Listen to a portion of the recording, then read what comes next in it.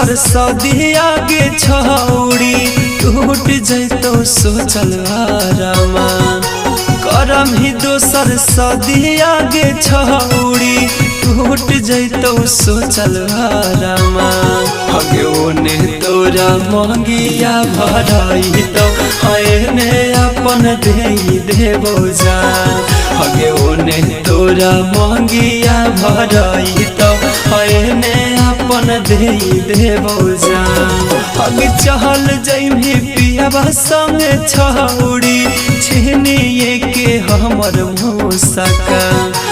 चहल जइमी पियाबा संगे छौड़ी छीनिए के हमर मुसका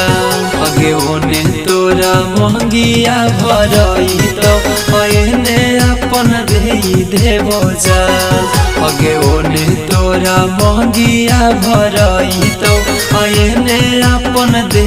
देबो जान आएने अपन दे देबो जान ओने तोरा मंगिया भराई तो म्यूजिक बाय आर्यन अभिषेक देबो जान तोर जैतो डोली हमर उठतौ रथिया गे हमारा घर रोतौ तोर घर गावल जैतो गीतिया गे जान तोर जैतो डोली हमर उठतौ रथिया गे हमारा घर रोतौ तोर घर गावल जैतो गीतिया गे तोरे चलते धड़ा कहौ छौड़ी सेनावा में हमारो पारा हगे तोरे चलते धड़ा कहौ छौड़ी सेनावा में हमारो पारा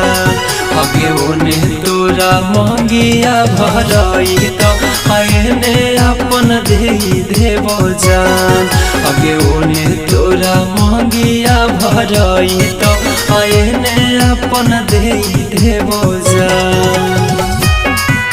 आएने अपन दे देबो जान ओने तोरा मंगिया भराई तो म्यूजिक बाय आर्यन अभिषेक